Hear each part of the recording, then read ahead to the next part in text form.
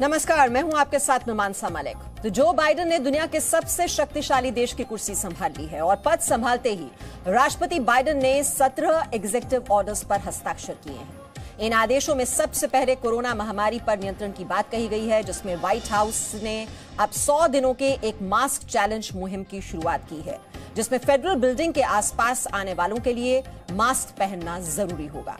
यानी Joe Biden ने आते ही कोरोना पर प्रहार करना अब शुरू कर दिया है। दूसरे अहम फैसले में अमेरिका की अर्थव्यवस्था को लेकर जल्दी ही राहत पैकेज का ऐलान किया जा सकता है, क्योंकि कोरोना महामारी के कारण अमेरिका की अर्थव्यवस्था बहुत कमजोर हो गई है।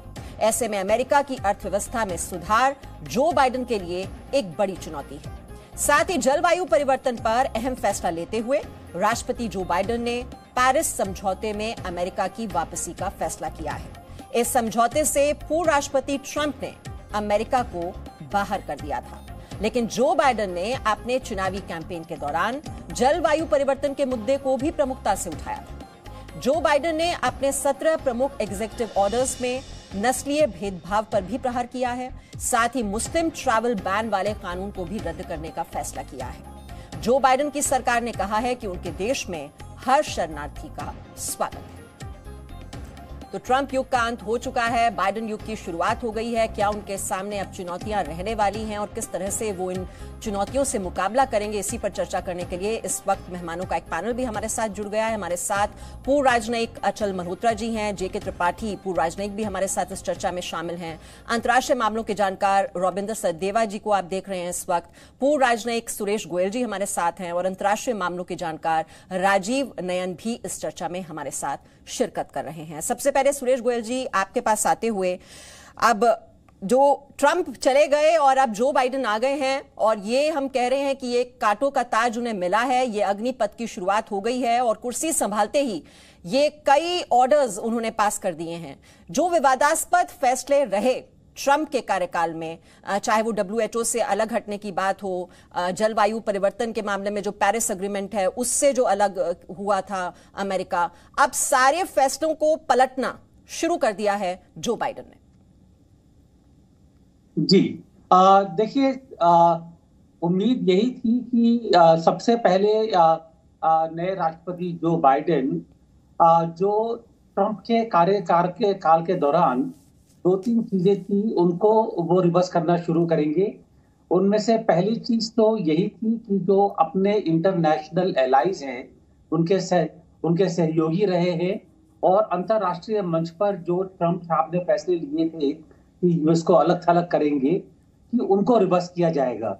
दरअसल ये फैसले लिए गए हैं, लेकिन जो मैं देखता हूं कि फैसले लेने के बाद में यूएसए को जो उनकी जगह थी पहले अंतर्राष्ट्रीय मंच पर, चाहे वो पेरिस अकॉर्ड्स की बात हो या वो इंटरनेशनल सिक्योरिटी आर्किटेक्चर की बात हो, किसी की भी बात कर लें, तो उसको अपना स्थान पहले जैसा ग्रहण आने तक समय लगेगा। और उसके लिए जो शुरुआत करी है ये डिसीजन रिवर्स करके, ये एक कदम अच्छा है भारत के लिहाज से, क्योंकि इंटरनेशनल और ग्लोबलाइजेशन ट्रेंड ऐसे हैं जिनको कि रिवर्स करना बड़ा मुश्किल है और नुकसानदायक है। तो ये फैसला वाकई में वेलकम है, स्वागत करते हैं इसका, और अच्छा रहेगा भारत के लिहाज से भी। जी, अचल मल्होत्रा जी, आप इन सभी फैसलों को कैसे देख रहे हैं? अब कुर्सी संभालते ही जो ऑर्डर्स पास कर रहे हैं जो बाइडेन, सबसे अहम और भारत के पर्सपेक्टिव से समझने की कोशिश करें तो वो कौन से फैसले हैं जो भारत के पक्ष में रहने वाले हैं? जी मीमांसा जी, देखिए, इसमें ये काफ़ी एक्सपेक्टेड लाइंस पे हो रहा है। काफ़ी समय से इस बारे में बात हो रही थी कि जैसे ही जो बाइडेन अगर वो पावर में आते हैं तो वो कुछ ऐसे कंट्रोवर्शियल डिसीजंस, बल्कि नेगेटिव डिसीजन मैं कहूँगा, जो ट्रंप सरकार ने लिए थे उन्हें वो रिवर्स करेंगे। और उसी संदर्भ में क्लाइमेट चेंज, WHO और भी हैं, जैसे ट्रैवल बैन उन्होंने लगाया कुछ सिलेक्टेड कंट्रीज के सिटीजन्स के ऊपर। तो इस तरह के फैसलों को रिवर्स करने की बात बहुत समय से चल रही थी। देखिए, मेरा ये मानना है अगर डोनाल्ड ट्रंप, ये सोच थी उनकी कि ऑर्गेनाइजेशंस पे डेफिशिएंसीज हैं, ये ऑर्गेनाइजेशन ठीक से काम नहीं कर रही, तो अगर आप part of the global order हैं तो आपका ये फर्ज बनता है कि आप उस ऑर्गेनाइजेशन में बने रहें और उस ऑर्गेनाइजेशन में सुधार लाने की दिशा में काम करें, जिससे उन्होंने, मुझे लगता है कि ये तो एक एस्केपिज्म वाली बात हो गई कि मुझे लगता है कि ये नेगेटिव है, ये WHO काम नहीं कर रही है, तो हम इससे निकल जाएंगे। इससे क्या होता है कि जो सैंक्टिटी है, एक इंटरनेशनल जो ग्लोबल ऑर्डर की सैंक्टिटी है, उस पर सवालिया निशान उठ जाते हैं। हम खुद WHO की फंक्शनिंग से ज़्यादा खुश नहीं है, लेकिन इसका मतलब ये नहीं है। प्रधानमंत्री मोदी ने जब बोले थे WHO के उसमें, तो उन्होंने कहा था कि न सिर्फ WHO बल्कि जितनी भी इंस्टीट्यूशंस ऑफ ग्लोबल गवर्नेंस हैं, जिसपे इंस्टीट्यूट UN इंक्लूडेड है, UN सिक्योरिटी काउंसिल भी इंक्लूडेड है उसके अंदर, उसमें इंटरनेशनल फाइनेंशियल इंस्टीट्यूशंस भी इंक्लूडेड है। इन सबको रिफॉर्म करने की जरूरत है। इनको आज की रियलिटीज, कंटेम्परेरी वर्ल्ड की रियलिटीज को रिफ्लेक्ट करने लायक बनाने की जरूरत है। तो किसी चीज से भागना ये अपने आप में एक नेगेटिव अप्रोच होती है और ये पूरे एक वर्ल्ड ऑर्डर को भी जो है डिसरप्ट करता है। जो हमारा ग्लोबलाइजेशन का कॉन्सेप्ट है उस पर भी असर डालता है। अब देखिए, अगर अमेरिका वापस आता है, क्लाइमेट चेंज एक बहुत बड़ा चैलेंज है, तो अब एक बार फिर से दोबारा से दरवाजे खुलेंगे। अमेरिका के साथ मिलकर हम इस बारे में बात करेंगे कैसे जो टारगेट सेट किए गए पेरिस एग्रीमेंट में, उनको कैसे इंप्लीमेंट किया जाए। और बिडेन एडमिनिस्ट्रेशन ने यह भी क्लियर किया है कि इस इश्यू पे वो चाइना को भी इंगेज करेंगे, क्योंकि चाइना का कंट्रीब्यूशन बहुत ज़्यादा ज़रूरी है। अगर चाइना ग्रीन हाउस गैसेस के एमिशंस के पे कंट्रोल नहीं लगाएगा तो फिर ये सारी जो एफर्ट्स हो रही हैं वो सब बेकार हो जाएंगी। तो मुझे लगता है कि इनका वापस आना काफ़ी, और अगर आप एस्पायर करते हैं, अगर आप चाहते हैं कि वर्ल्ड लीडर बने रहे, दुनिया में को लीड करें, तो आप कैसे रिमोट कंट्रोल से थोड़े लीड करेंगे। You have to remain part of the system, और सिस्टम में रह के रिफॉर्म करिए। तो अब इन वापस जैसे अब सुरेश गोयल जी ने कहा, समय लगेगा। आपने ग्राउंड लूज किया था, अब उससे आप रिवर्स पोजीशन में आए, रिट्रीव करने में समय जरूर लगेगा, लेकिन अपने आप में ये एक बहुत ही पॉजिटिव डेवलपमेंट है। एक ईरान न्यूक्लियर इशू है जिससे विड्रॉ किया था डोनाल्ड ट्रंप की सरकार ने। अब वो उस पर वापस जाएंगे या नहीं जाएंगे, उसमें काफी इफ्स एंड बट्स है। ईरान ने तो काफी पॉजिटिवली बोला है कि अगर अमेरिकन सैंक्शंस हटा लेते हैं और या वो ज्वाइन करने की दिशा में अपना इंटेंशंस दिखाते हैं, तो विद इन 24 आवर्स उनके प्रेसिडेंट ने कहा कि ईरान जो है न्यूक्लियर कंप्लायंस की जो उनकी ऑब्लिगेशंस है उस पर वो वापस आ जाएगा। तो उसके चलते हुए उसका सीधा असर भारत पे भी होने वाला है, क्योंकि ईरान पे अगर United states of America sanctions लगाता है तो उसका खमियाजा हमें भुगतना पड़ रहा है। हम जो अफोर्डेबल एनर्जी प्रोक्योरमेंट की बात करते हैं, वहां से ऑयल इंपोर्ट्स की बात करते हैं, तो उसके ऊपर जाके जो है सीधा सीधा असर पड़ रहा है। तो इस तरह के बहुत से इश्यूज हैं जिससे भारत डायरेक्टली इनडायरेक्टली इम्पैक्ट कर रहे हैं भारत को। जी, और एक और पॉलिसी जिसका भारत पर सीधा सीधा असर पड़ सकता है, जो इमिग्रेशन रिफॉर्म्स को लेकर जो चर्चा हो रही है, इस पर मैं कमेंट चाहूंगी राजीव नयन जी आपका। इमिग्रेशन भी जी एक भाई राजीव नयन जी से मैं पहले कमेंट ले लूं इस पर, क्योंकि कहा जा रहा है कि जो वहां पर 1 करोड़ से ज्यादा लोग रह रहे हैं बिना डॉक्यूमेंटेशन के, उनको नागरिकता का जो दरवाजा है वो वहां पर खोलने की तैयारी की जा रही है, और उसमें भारतीयों को बहुत ज्यादा फायदा मिलेगा। लगभग 5 लाख भारतीय हैं जिनको इससे सीधा सीधा फायदा मिलेगा। राजीव नयन जी, आपका कमेंट। जी देखिए, जो बाइडेन की और डेमोक्रेटिक पार्टी की जो हमेशा से कैंपेन की रही है,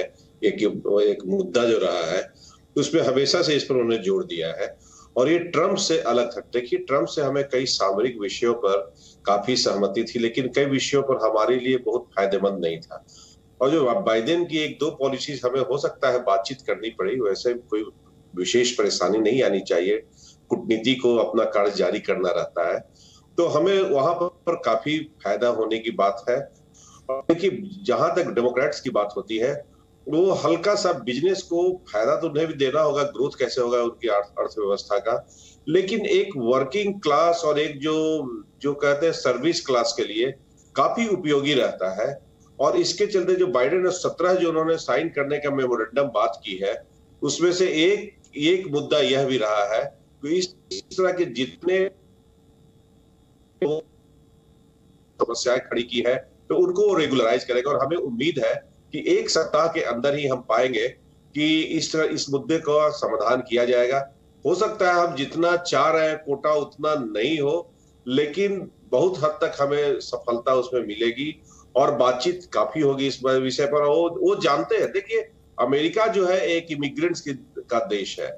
उनका लैब्स, चाहे उनकी जो अर्थव्यवस्था है, उनकी कंपनी जो है, उनका जो स्टार्टअप्स है, आप कहीं भी जाएंगे तो आप पाएंगे कि इसमें बहुत बड़ी जो उनका योगदान रहा है उसमें रहा है बाहर से आए हुए लोगों को, चाहे पहले यूरोप से आए हुए लोग थे, एशिया से आए हुए लोग थे, अब भारत और बाकी चीन भी उनको अर्थव्यवस्था को काफी मदद दिया था जी। और ऐसे ही आगे उनका बढ़ते जाएगा। तो वो इस पर डेमोक्रेट्स इस बात पर काफी सहानुभूति रखते हैं। यहाँ तक कि मैक्सिकन बात है, उन्होंने जो वॉल की क्रिएट करने की बात की थी ट्रंप ने, उसे भी वो कहे कि हम उसे तोड़ने जा रहे हैं। तो जब उस तरह की उनकी नीति होगी तो निश्चित ही भारत के प्रति उनका जो हमारे जो वीजा या बाकी सब वहां पर जो बसे हुए लोग हैं, जिनका रेगुलराइजेशन का सिटीजनशिप हो या ग्रीन कार्ड हो या वीजा का हो, उन सब पर वो कहे कि एक सिंपैथेटिक रवैया होगा। एक वन ऑफ द चलिए, इमिग्रेशन रिफॉर्म्स को लेकर जो आपने कहा, ये एक पॉजिटिव सिग्नल है, पॉजिटिव संकेत है अमेरिका की ओर से। लेकिन रविंद्र सचदेव, कुल मिलाकर कहें तो ऐसी क्या बातें हैं जो ट्रंप के कार्यकाल में, इंडियन पर्सपेक्टिव से मैं आपसे पूछ रही हूं, जो आपको लग रहा था कि नहीं हो पा रही थी, क्या वो अब बाइडेन के कार्यकाल में हो जाएंगी? ऐसा भी कुछ हो सकता है? कुछ ज्यादा नहीं कह सकते, बट यस ऑब्वियसली जैसे राजीव जी कह रहे हैं, बहुत इंपॉर्टेंट पॉइंट इन्होंने हाईलाइट किया है। स्पेशली जो ट्रंप के काल पे नहीं हो पा रही थी, जो इलीगल और नॉट इलीगल, जो अनडॉक्यूमेंटेड इमिग्रेंट्स अमेरिका में करीब 10 से 12 मिलियन कहलाते हैं और उनमें से कुछ नंबर्स भारतीय ओरिजिन के भी हैं, करीब 4-5 लाख जैसे राजीव जी बता रहे हैं। तो एक तो इनको डायरेक्ट बेनिफिट हो जाएगा जब भी ये रास्ता खुलेगा, पाथवे टू देयर सिटीजनशिप। परंतु इसके अलावा जो ट्रंप के समय नहीं हो सकता था, बाइडेन में होगा, मिक्स बैग रहेगा। देखिए, ट्रेड में हमारी डिफरेंसेस रहेंगे। जो ट्रंप के समय थे, उससे पहले ओबामा के समय थे भारत के साथ, वो ट्रंप के साथ भी थे। इनफैक्ट जैसे जीएसपी विड्रॉ हो गया था हमारा, उस पर नेगोशिएशंस चलती रहेंगी। इंटेलेक्चुअल प्रॉपर्टी राइट्स को लेकर के इशू है।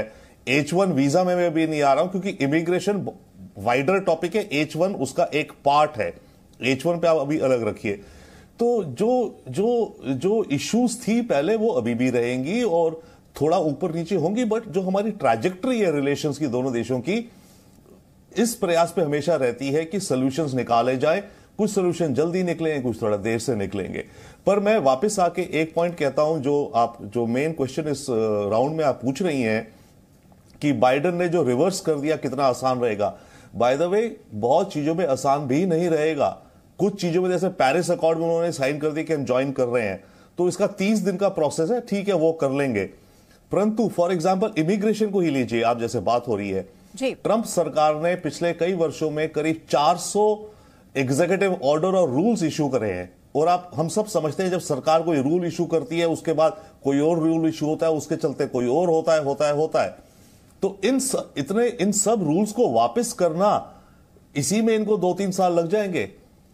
ओके, प्लस जैसे एनवायरमेंट को लेकर के है विद इन अमेरिका, राइट, जो ये पाइपलाइन वगैरह, तो कुछ चीजें तो जल्दी होंगी, बट कुछ चीजें ट्रंप एडमिनिस्ट्रेशन ऐसी कर गई है जिसको रिवर्स करना दिक्कत और देर होगी। अभी कल में आ रहा है एक और नेशनल सिक्योरिटी को लेकर के, ट्रंप एडमिनिस्ट्रेशन ने एक सरकारी ऑफिशियल बना दिया जो उनका लीगल काउंसिल है।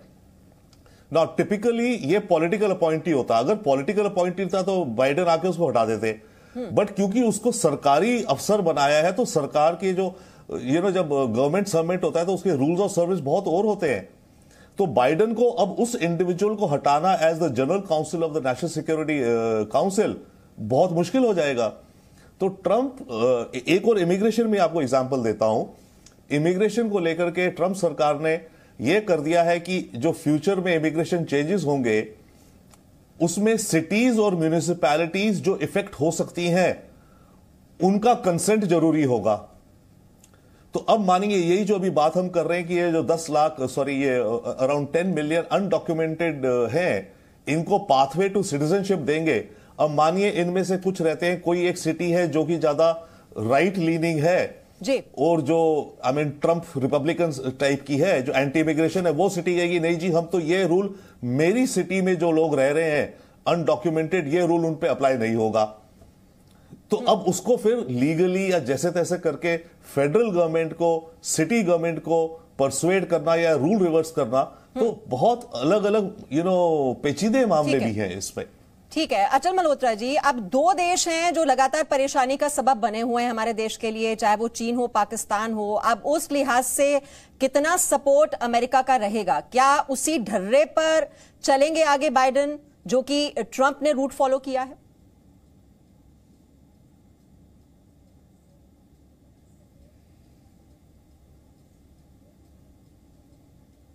जी अचल जी, मेरी आवाज आप तक पहुंच पा रही है?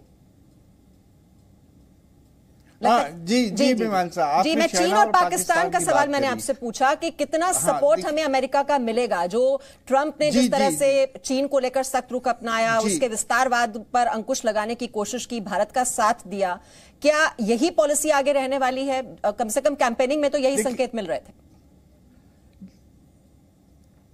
जी मीमांसा, बिल्कुल। जहां तक फंडामेंटल अप्रोच है चाइना को कंटेन करने की, चाहे वो इंडो पैसिफिक में हो, चाहे वो जनरली इस पॉइंट ऑफ व्यू से कि चाइना जो है अमेरिका को वो नंबर 1 पोजीशन से डिस्प्लेस करना चाहता है, तो ये फंडामेंटल अप्रोच में कोई बदलाव आने वाला नहीं है। ये उनके जो फॉरेन मिनिस्टर है, उन्होंने भी अपनी जो हेयरिंग में, कंफर्मेशन हेयरिंग में इस बारे में संकेत दिए हैं। लेकिन अभी जो रिपोर्ट्स आ रही हैं उसके हिसाब से बाइडेन एडमिनिस्ट्रेशन जो है चाइना को लिमिटेड एंगेजमेंट करने वाला है। 3 इश्यूज पे कम से कम वो एंगेज करेगा। वो रहेगा ट्रेड, वो रहेगा क्लाइमेट चेंज, और वो human rights issue. Human rights में आप हांगकांग, तिब्बत और ये सब चीजें शामिल कर सकते हैं। लेकिन जितनी भी सेंसिटिव टेक्नोलॉजी है, एडवांस टेक्नोलॉजी है, हायर एजुकेशन सिस्टम है, या फिर चाइना की इन्वेस्टमेंट्स है सेंसिटिव एरियाज में, उस पे बाइडेन सरकार की पूरी कोशिश रहेगी कि उस पे जहां तक संभव हो चाइना को एक्सेस डिनाई किया जाए। इंडो पैसिफिक में जो कोऑपरेशन की बात उन्होंने हमारे प्रधानमंत्री से जब टेलीफोन कॉल हुआ था नवंबर में, तो उन्होंने इस तरफ इशारा किया था कि इंडो पैसिफिक में वो कोऑपरेशन करेंगे। उनके जो डिफेंस सेक्रेटरी है, उन्होंने भी अपनी हियरिंग में इस तरफ इशारा किया कि भारत से वो क्वाड के थ्रू और दूसरे ग्लोबल जो इंटरनेशनल प्लेटफॉर्म्स हैं उसके थ्रू इस बारे में बातचीत करते रहेंगे, ताकि इंडो पैसिफिक में, तो कुल मिला के हम ये मान के चल सकते हैं कि ये सपोर्ट बनी रहेगी और उनकी जो चाइना पॉलिसी में कोई बहुत ज्यादा सब्सटेंशियल डिफरेंस नहीं आने वाला। पाकिस्तान का जहां तक सवाल है, पाकिस्तान में जब तक अफगानिस्तान पीस प्रोसेस खत्म नहीं हो जाती, वो पाकिस्तान की जो न्यूसेंस वैल्यू है अमेरिका के लिए वो बनी रहेगी। ये भी डिफेंस सेक्रेटरी ने जब अपनी हियरिंग में, हालांकि उन्होंने एक बहुत पॉजिटिव बात करी कि उन्होंने कहा मैं पाकिस्तान पे प्रेशर डालूंगा, उनसे परसुएट उन पे इंसिस्ट करूंगा कि वो जो एंटी इंडिया टेरर ऑर्गेनाइजेशंस हैं वो पाकिस्तान की सॉइल से ऑपरेट कर रही हैं, उन पे अंकुश लगाया जाए। लेकिन साथ ही साथ उन्होंने एक हल्का सा इशारा इस तरफ भी किया कि डोनाल्ड ट्रंप ने जो 2018 में जो पाकिस्तान की एड, मिलिट्री एड और जो सस्पेंड किया था, हो सकता है उसे भी वो बहाल करने की दिशा में काम करे, क्योंकि उन्हें अभी भी लगता है कि पाकिस्तान एक अफगानिस्तान पीस प्रोसेस में पॉजिटिव रोल निभा सकता है। तो चीन और पाकिस्तान को लेकर क्या पॉलिसी रहने वाली है, इस पर हमने काफी चर्चा की। और एक जो और इशू है जो रह गया अभी, कि मानवाधिकारों को लेकर काफी दरअसल फोकस रहा है डेमोक्रेट्स का। अब अगर कश्मीर मसले की बात की जाए, 370 को लेकर, एनआरसी और सीए को लेकर क्या आगे रुख रहेगा, इस पर भी हम चर्चा को आगे बढ़ाएंगे। अमेरिका में बाइडेन युग की शुरुआत हो चुकी है और अब अगले 4 साल तक जो बाइडेन अमेरिका का भविष्य तय करेंगे, और इस सफर में उनके साथ होंगी कमला हैरिस। कमला हैरिस ने बतौर अमेरिका के उपराष्ट्रपति के तौर पर शपथ ली और उनका शपथ ग्रहण अमेरिका में एक नए युग की शुरुआत है। I, Kamala Devi, the Constitution of the United America की पहली महिला उपराष्ट्रपति, that I will well and faithfully America की पहली महिला श्वेत उपराष्ट्रपति,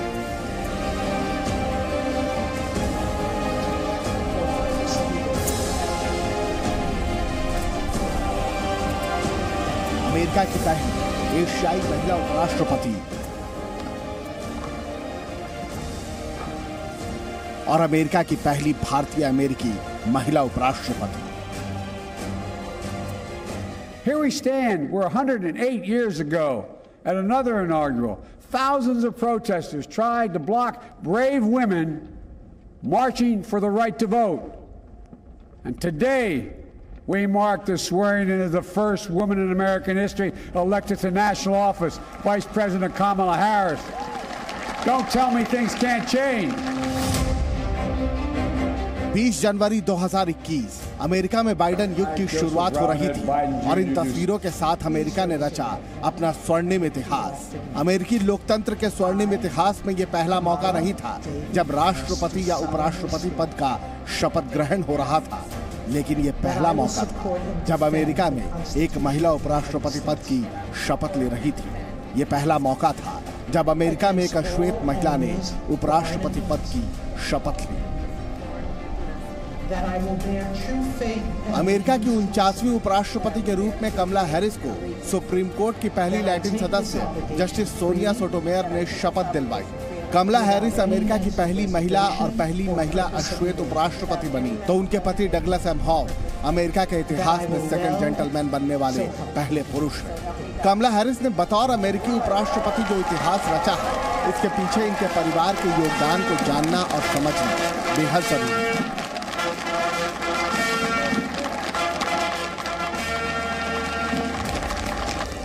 कमला हैरिस की कामयाबी पर उनके भारतीय गृह राज्य में आतिशबाजी हो रही थी, यज्ञ हवन करवाए जा रहे थे। वो इसलिए क्योंकि कमला हैरिस भारतीय मां की संतान है। उनकी मां का नाम श्यामला गोपालन है और उनकी जड़ें भारत के राज्य तमिलनाडु से जुड़ी हैं। और कमला हैरिस की मां श्यामला की बहन बताती हैं कि कमला पर उनकी मां का प्रभाव सबसे ज्यादा है और यही वजह भी रही कि शपथ ग्रहण से पहले कमला हैरिस ने अपनी मां को याद करते हुए बचपन की तस्वीरों वाला एक वीडियो शेयर किया।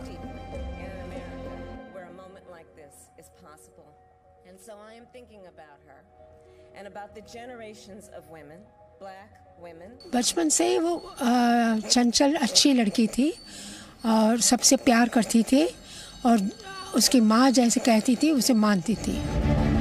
प्रधानमंत्री नरेंद्र मोदी ने भी कमला हैरिस को जीत के बाद शुभकामनाएं दी। भारत में मौजूद कमला हैरिस की मौसी ने कमला के उपराष्ट्रपति बनने पर खुशी जाहिर की। नहीं, इतना नहीं सोचा था she would come up but not this much. Kamala Harris की जीवन शैली अमेरिका में अफ्रीकी अमेरिकन की है, लेकिन भारतीय संस्कृति की खुशबू उनसे कभी अलग नहीं हुई। एक साल पहले जब कमला अपनी मित्र मिंडी कैलिंग से उनके घर पर मिली तो उन्होंने इस बात को जगजाहिर कर दिया कि उनकी रगों में भारत है। उन्होंने कैलिंग के साथ डोसा पकाया। कैलिंग ने कमला से पूछा कि वो क्या खाना पसंद करती हैं। Food, lots of rice and yogurt, potato curry, dal, lots of dal, idli. Yes, idli. That's a deep cut. Kamala Harris ने 2018 में अपनी आत्मकथा द ट्रुथ बी टोल्ड में लिखा, लोग मेरा नाम किसी विराम चिन्ह यानी कोमाला की तरह बोलते हैं। कमला हैरिस ने खुद अपने भारतीय नाम का मतलब समझाया। कमला कहती हैं, मेरे नाम का मतलब है कमल का फूल। भारतीय संस्कृति में इसकी काफी अहमियत है। कमल का पौधा पानी के नीचे होता है, फूल पानी की सतह पर खिलता है, जड़ें नदी तल से मजबूती से जुड़ी होती हैं। दुनिया के सुपर पावर अमेरिका की दूसरी सबसे शक्तिशाली नागरिक हैं कमला हैरिस। यहां आपको अमेरिका के उपराष्ट्रपति कमला हैरिस के राजनीतिक सफर के बारे में भी जान लेना चाहिए। कानून की पढ़ाई करने के बाद कमला हैरिस ने वर्ष 1990 में ऑकलैंड में अल्मेडा काउंटी में सहायक जिला अटॉर्नी के तौर पर अपना करियर शुरू किया। वर्ष 2010 में कैलिफोर्निया के अटॉर्नी बनने वाली पहली महिला और पहली अश्वेत थी। वर्ष 2016 में कमला हैरिस कैलिफोर्निया से जूनियर अमेरिकी सीनेटर चुनी गईं। वर्ष 2017 में कमला हैरिस पूरी तरह से जो बाइडेन के समर्थन में उतर गईं और उन्होंने कहा कि वो बाइडेन को अमेरिका का अगला राष्ट्रपति चुने जाने में हर मुमकिन मदद करेंगी। और वर्ष 2020 में कमला हैरिस का वो संकल्प और सपना पूरा हो गया जब वो खुद अमेरिका के उपराष्ट्रपति और जो बाइडेन राष्ट्रपति चुने गए। और कमला हैरिस के इस सफर में उनके पति डगलस एमहॉफ उनके हमकदम रहे। पत्नी के राजनीतिक करियर को मदद देने के लिए डगलस ने एंटरटेनमेंट वकील की नौकरी तक छोड़ दी। ब्यूरो रिपोर्ट, जी मीडिया। राजीव नयन जी, 1920 में अमेरिका में महिलाओं को वोटिंग का अधिकार दिया गया और अब 2021 में पहली महिला उपराष्ट्रपति। यहां तक आने में क्या बहुत देर नहीं कर दी? वो भी उस मुल्क में जो सबसे ताकतवर, सबसे समृद्ध, सबसे आधुनिक समझा जाता है। ऑन अ लाइटर नोट, जी जी जी, देखिए, एक तो बहुत भारी विडंबना रही है। वैसे जिसे कहे राष्ट्र का समूह, जिसे हम पाश्चात्य कहते हैं समूह, जो जनतंत्र के आज के दिन में अपने आप को नेतृत्व प्रदान करते हुए कहते हैं, उनके यहाँ महिलाओं, फिर बाद में अश्वेतो, इन सबको वोटिंग के लिए काफी इंतजार करना पड़ा, प्रतीक्षा करनी पड़ी। और जैसा कि आपने भी तुरंत दिया बताया भी कि इतने दिन पहली बार कहीं वहां पर एक महिला उपराष्ट्रपति बनी, अभी तक कोई भी राष्ट्रपति भी नहीं बना है। तो यह तो निश्चित ही एक विडंबना ही, ऐसे समाज जो अपने आप को मुक्त करता है, बराबरी की बात करता है, पूरी दुनिया भर में ह्यूमन राइट्स के लिए एक गुहार लगाता है, लेकिन उनके यहाँ अपने यहाँ क्यों इस तरह की असमानताएं हैं। तो ये तो निश्चित ही गौर करने वाली बात है। क्या रूट्स इतने ज्यादा वहां के गड़बड़ है जो कि अभी तक सुधर नहीं पा रहे हैं? तो ये सब तो उनकी संस्कृति, उनकी सामाजिक संस्कृति निश्चित ही एक चिंतनीय विषय है। और हम उम्मीद करते हैं कि जल्दी ही अमेरिका को एक महिला राष्ट्रपति भी मिल जाएगी, भले ही कमला हैरिस हो अगली प्रधानमंत्री राष्ट्रपति हो। तो हम उन्हें शुभकामनाएं भी देते हैं कि अमेरिका को उनके माध्यम से एक राष्ट्रपति भी महिला मिले। और जेंडर की बात आपने जो कही राजीव नयन जी कि ह्यूमन राइट्स का लेक्चर भी दिया जाता है, साथ ही साथ लोकतंत्र का पाठ भी पूरी दुनिया को पढ़ाने की कोशिश अमेरिका करता है, सुरेश गोयल जी। लेकिन जो 6 जनवरी को पूरी दुनिया ने देखा, लोकतंत्र की जड़ें कितनी कमजोर हैं वहां, ये एक बहुत बड़ी चुनौती है अब जो बाइडेन के सामने कि उस पुराने दौर में अमेरिका को लौटाना और उसकी नींव, उन्होंने खुद भी कहा ये बात कि जो नींव है उस पर ये अटैक हुआ अमेरिका में। और वो बार बार इन शब्दों का जिक्र करते रहे अपनी इनॉग्रेल स्पीच में कि जो डेमोक्रेसी है वो बहुत फ्रेजाइल है, बहुत ही कीमती है। अब वो पुराने दौर में लौटाना बड़ा चैलेंज। देखिए, कोई भी देश हो, कोई भी इंस्टीट्यूशन हो, और डेमोक्रेसी को मैं मानता हूं कि खाली एक इंस्टीट्यूशन नहीं है, एक कल्चर भी है ये। तो जहां तक डेमोक्रेसी एज ए कल्चर का सवाल है, अगर वहां के लोगों को जिस तरह से ट्रंप ने भड़काया और भड़का करके उनको बढ़ाया कैपिटल हिल पर उकसाया कि जाकर के वहां पर एंटर करो, ये करो, तो उसमें उनकी जो सपोर्ट के लोग हैं उन्होंने सब ये काम किया। तो ये हमेशा हमको ये जानना चाहिए कि कोई भी इंस्टीट्यूशन, कोई भी कल्चर, अगर हम उसको सहेज कर नहीं रखेंगे और इस तरह के अटैक होंगे तो उससे नुकसान पहुंचेगा। लेकिन मैं इतना जरूर कहूंगा कि देखिए कि कैपिटल हिल पर 6 जनवरी को इतना बड़ा हादसा हुआ, इतने लोगों ने वहां पर एंटर किया, एग्रेशन था, एक तरह से इंट्रूजन हुआ, उसके बावजूद कितने कम अरसे में वहां पर जो प्रजातंत्र है, डेमोक्रेसी, धीरे धीरे करके अपनी पटरी पर लौट करके आ रही है। तो मैं ये नहीं कहूंगा कि ये उनके लोकतंत्र की कमजोरी है, ये कहूंगा कि लोकतंत्र की मजबूती है कि ये सब होने के बाद वो जो डेमोक्रेटिक वैल्यूज है, इंस्टीट्यूशंस हैं, वो दोबारा अपनी जगह पर लौट करके आ रहे हैं। और काफी लोगों ने जो इस तरह से उसको रिजेक्ट किया। इसका मतलब ये नहीं कि आगे ऐसा हादसा नहीं होगा, हो सकता है होगा, लेकिन उसके बावजूद मेरे को पूरा यकीन है कि वहां के जो इंस्टीट्यूशंस और कल्चर इतनी मजबूत है कि दोबारा वो स्प्रिंग करके वापस आ जाएंगे। जी, अचल मल्होत्रा जी, जो बात हम मानवाधिकारों की कर रहे थे पहले, मानवाधिकारों पर काफी फोकस रखते हैं डेमोक्रेट्स। और मेरा सवाल आपसे ये है कि जम्मू कश्मीर का मसला हो, एनआरसी, सीए, इसको लेकर आप क्या रुख देख रहे हैं आने वाले समय में? देखिए मीमांसा जी, ये तो डेमोक्रेट्स की रेपुटेशन रही है कि वो अपने आप को दुनिया में जो ह्यूमन राइट्स हैं, डेमोक्रेटिक राइट्स हैं, इसका चैंपियन मान के चलते हैं। और ये बातें जो इलेक्शन कैंपेन के दौरान भी बहुत बारी ऐसी बातें सामने निकल के आई हैं। और जो 20 लोग आपने बताया कि इंडियन ऑरिजिन के इनकी एडमिनिस्ट्रेशन में है, तो उनमें कम से कम 2 महिलाएं हैं जो कश्मीरी ओरिजिन की हैं। अब मैं उनका प्रोफाइल अच्छे से नहीं जानता, उनके क्रेडेंशियल्स क्या है इसके बारे में मुझे कोई ज़्यादा जानकारी नहीं है। लेकिन मेरा ये कहना है मीमांसा जी कि ये ह्यूमन राइट्स पे जो बातचीत है, ये उनका ट्रेडिशन है, इस बारे में वो बात करते रहेंगे। और जो भारत का अपना नैरेटिव है, हम उसे सामने रखते रहेंगे। हमें ज़रूरी हो जाता है कि हम भी प्रोएक्टिव तरीके से अमेरिका में लॉबिंग करें, जिससे हमारा जो करेक्ट नैरेटिव है, जो करेक्ट पिक्चर है, उसे प्रोजेक्ट करें। और मेरे हिसाब से ये जो ह्यूमन राइट्स इश्यूज हैं, ये they will be a part of the conversation. हम दो देशों के बीच पे जब एक कन्वर्सेशन की तरह चलेंगे, वो अपना रुख दिखाएंगे, वो हमसे सवाल उठाएंगे, हम उसका जवाब देंगे। और लेकिन इसका कोई जो भारत और अमेरिका के संबंधों का जो इतना बड़ा कैनवेस है, इतना बड़ा उसका विस्तार है, उस पर कोई सीधा सीधा असर पड़ने वाला है ये मुझे नहीं लगता। हालांकि ये एक इरिटेंट हो जाता है। रिपब्लिकन्स इस मैटर में ज्यादा बेटर थे क्योंकि उनकी आदत नहीं थी इंटरफियर करने की या कमेंट करने की। बेटर तो यही होगा कि वो भी इस बात को समझे, डेमोक्रेट भी समझे इस बात को, राइट पर्सपेक्टिव में हर चीज को देखें और सिर्फ अपनी जो उनकी एक कॉन्स्टिट्यूएंसी को एड्रेस करने के लिए इन सवालों को नहीं उठाएं तो ज्यादा अच्छा रहेगा। लेकिन बट हैविंग सेड दैट, मुझे नहीं लगता कि ये पूरे ओवरऑल जो हमारे भारत और अमेरिका के संबंधों में इसका कोई बहुत ज्यादा असर होने वाला। और खास तौर से अब क्योंकि ये जो अमेरिकन जो उनका एक कल्चर सा बन गया कि पूरी दुनिया को लेक्चर देना, स्टेट डिपार्टमेंट हर साल एक रिपोर्ट्स निकालेगा, रिलीजन फ्रीडम ऑफ रिलीजन की बात करेगा। जब आप वो अमेरिका खुद ही एक्सपोज हो गया कि उनके देश में कितनी ज्यादा डिविजन्स है, सोसाइटी किस तरह से बटी हुई है, किस तरह से रेशियल डिस्क्रिमिनेशन होता है वहां पे, किस तरह से व्हाइट सुप्रीमेसी की बात हो रही है, तो अपनी कमजोरियों को देखना उनके लिए मेरे मुझे इंटरनल चैलेंजेस ही अमेरिका के सामने इतने ज्यादा और हमारे पॉइंट ऑफ व्यू से भी ये जी इसी बात को आगे बढ़ाते हुए रॉबिन सचदेव जो बात कह रहे हैं अचल मल्होत्रा जी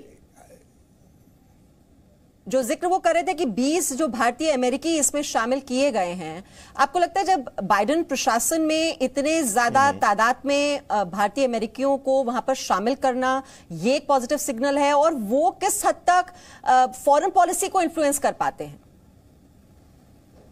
रॉबिंदर जी देखिए, जो भी अपॉइंटमेंट होती है वो उन्होंने उनके मेरिट पर करी है या पॉलिटिकल कनेक्टिविटी पर करी है।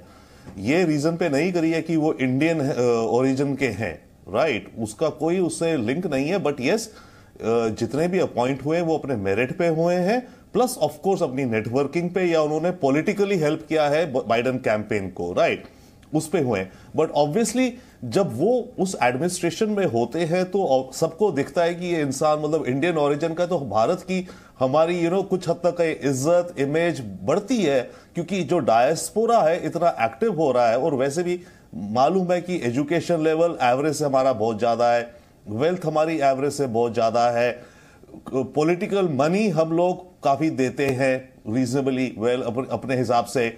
अब हमारा डायस्पोरा वोटिंग भी ज्यादा कर रहा है, तो इन सब चीजों को मिला जुला करके अगर आप ले तो डायस्पोरा का इन्फ्लुएंस बढ़ रहा है, वन नो डाउट। सेकेंडली, अभी जो एक बात अचल जी कह रहे थे मैं बहुत एग्री करता हूं, पर मैं इसका आपको एक फ्लिप साइड भी बताता हूं जो अमेरिकन कल्चर है।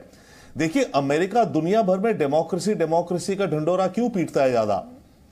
उसका एक बहुत बड़ा रीजन यह है कि अमेरिका को पता है कि मेरी अपनी डेमोक्रेसी अंदर भी वीक है जी, ओके, हमारी भी फॉल्ट लाइंस हैं।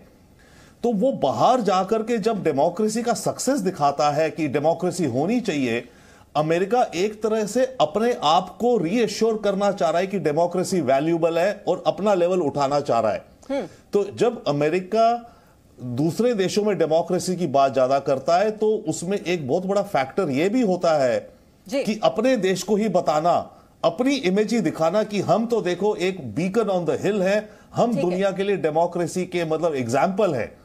तो ये अपनी सेल्फ इमेज को प्रमोट करने के लिए भी अपने आप अपने देश के अंदर भी अमेरिका ये करता है। मैं रोक रही हूं जरा, क्योंकि जिस टीम का हम जिक्र कर रहे हैं थोड़ा दर्शकों को ये भी जानकारी दे दें कि कौन से भारतवंशी इसमें शामिल किए गए हैं जो सरकार में अब बहुत ही अहम जिम्मेदारियों को निभाते हुए दिखाई देंगे। तो ये जो पूरी इंडियन टीम है बाइडेन प्रशासन में, उसकी जानकारी दे रही है हमारी सहयोगी श्री। बाइडेन की इंडियन टीम का हम जिक्र करेंगे, हम बताएंगे कि कैसे बाइडेन प्रशासन में, कैसे उनकी टीम में भारतवंशियों का प्रभाव जो है वो बढ़ा है। एक एक करके मैं आपको वो नाम दिखाऊंगी अपने दर्शकों को।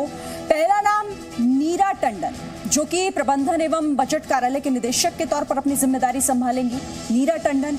इसके अलावा अगर इस टीम में हम दूसरे नाम पर गौर करें जो कि यहां पर बाइडेन प्रशासन का महत्वपूर्ण हिस्सा होंगे, वो डॉक्टर विवेक मूर्ति होंगे, जो कि सर्जन जनरल अमेरिका की जिम्मेदारी संभालेंगे। सर्जन जनरल अमेरिका डॉक्टर विवेक मूर्ति।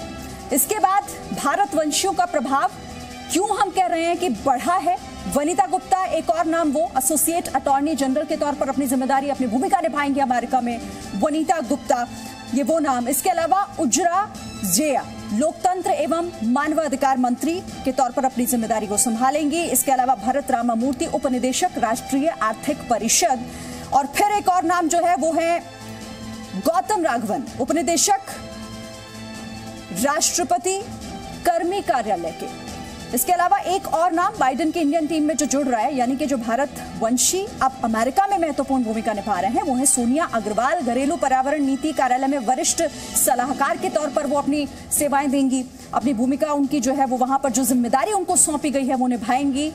घरेलू पर्यावरण परीक्षण सलाहकार विदुर शर्मा, परीक्षण सलाहकार कोविड-19 रिस्पांस टीम। आप जानते हैं कि अमेरिका में कोविड-19 किस तरीके से एक बहुत बड़ी चुनौती, तो विदुर शर्मा परीक्षण सलाहकार के तौर पर अपनी जिम्मेदारी निभाएंगे। तरुण छाबड़ा जो कि प्रौद्योगिकी एवं राष्ट्रीय सुरक्षा के वरिष्ठ निदेशक के तौर पर उन्हें ये बहुत बड़ी जिम्मेदारी दी गई है, तरुण छाबड़ा। इसके अलावा शांति कलाथिल समन्वय अधिकारी लोकतंत्र एवं मानवाधिकार, शांति कलाथिल। तो ये देखिए बाइडेन की पूरी वो टीम, एक एक नाम जो हमने बताए हैं अदिति। और ये क्यों हम कह रहे हैं कि जो भारत वंशियों का प्रभाव है वो यहाँ खास तौर पर बाइडेन की इस पूरी टीम में दिखाई दे रहा है। तो ये है बाइडेन की नई टीम और बाइडेन युग की अब शुरुआत हो चुकी है। और ट्रंप का नारा होता था मेक अमेरिका ग्रेट अगेन, और कहीं ना कहीं अब ये नारा बदल गया है मेक अमेरिका यूनाइटेड अगेन, जो कि बाइडेन कह रहे हैं। और हमारा फोकस इस बात पर होगा कि make America India relation strong again. बहुत बहुत शुक्रिया। अचल मल्होत्रा जी हमारे साथ थे, रविंदर सचदेव जी, सुरेश गोयल जी और राजीव नयन जी, आप सभी का बहुत बहुत शुक्रिया। Presenting B News app available on Google Play and App Store. Download it now.